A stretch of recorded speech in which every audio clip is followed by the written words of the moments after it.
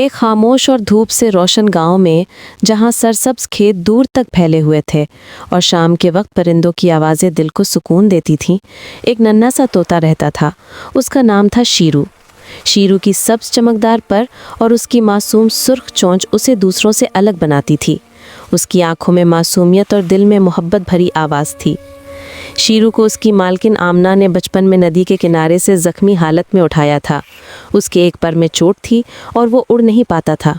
आमना ने उसे गंदम और पानी पिलाया, उसके ज़ख्म साफ़ किए और कई दिन उसका ख्याल रखा। शीरू रफ्ता रफ्ता ठीक हो गया, मगर उसका दिल आमना से ऐसे जुड़ गया कि वो कभी भी उसके कंधे से अलग नहीं होता था। आमना एक कम उम्र लड़की थी। उसके वालिदैन किसान थे। वो सुबह खेतों में काम करने जाते और आमना घर में शीरू के साथ खेलती। वो उसे उड़ाने की कोशिश करती, मगर शीरू डरता था।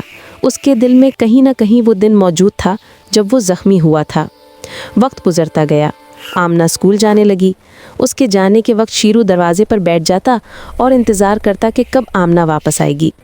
जब वो वापस आती तो शीरू खुशी से फड़फड़ाता, उसके बालों में चोंच छुपाता, कभी उसके हाथ पर बैठ जाता, कभी किताबों पर। आमना हंसकर कहती, शीरू, एक दिन तुम उड़ोगे और पूरे आसमान को छू लोगे।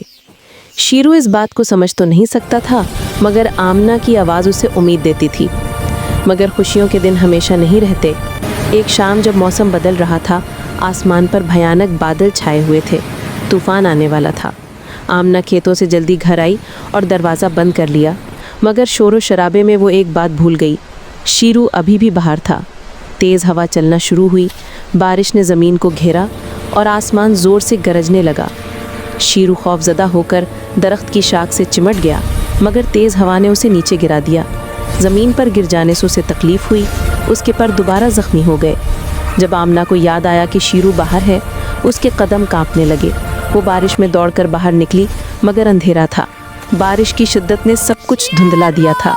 वो चीखती रही, शीरू, शीरू, मगर उसे कुछ सुनाई नहीं दिया।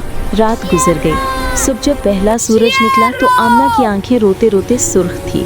वो गांव के बच्चों के साथ शीरू को ढूंढने निकली। कुछ देर बाद किसी ने नदी के पास एक हल्की सी हरकत देखी। आमना ने लपक कर देखा। वो शीरू था, कमज़ोर और गीले पर। वो आमना की तरफ देख रहा था। आमना ने उसे दिल से लगाया, उसके पर सहलाए, मगर शीरू की सांसें कमज़ोर थीं। उसके कंधे पर बैठने की ताकत भी नहीं थी। आमना रोते हुए कहती रही, शीरू, मुझे माफ़ कर दो, मैं तुम्हें अकेला छोड़ गई। शीरू ने आहिस्ता से अपनी चोंच आमना की उंगली पर रखी। उसकी आंखों में मोहब्बत थी, शिकायत नहीं, जैसे कह रहा हो कि वो कभी नाराज़ नहीं हुआ। आमना उसे घर ले आई। पूरा दिन वो शीरू के पास बैठी रही। उसे दाना देना चाहती, मगर शीरू ना खा सका। शाम होते होते उसके पर मज़ीद सर्द हो गए। आमना की आंखों से आंसू गिरते रहे। वो मुसलसल कहती रही, मैं तुम्हें उड़ता देखना चाहती थी। शीरू ने आहिस्ता से अपनी आंखें बंद कर लीं। उसकी आखिरी सांस आमना के हाथ पर थी। उसकी आखिरी परवाज़ ख्वाबों में रह गई, हकीकत में नहीं। आमना के लिए ये सबसे बड़ा सदमा था। घर के एक कोने में उसने शीरू के लिए एक छोटा सा बाग बनाया। उसमें फूल लगाए, छोटा सा लकड़ी का तकिया रखा और उसके पास अपनी पुरानी किताब रख दी, जिस पर कभी शीरू बैठा करता था। हर शाम आमना नहा आती, फूलों को पानी देती और खामोशी से आसमान की तरफ देखती।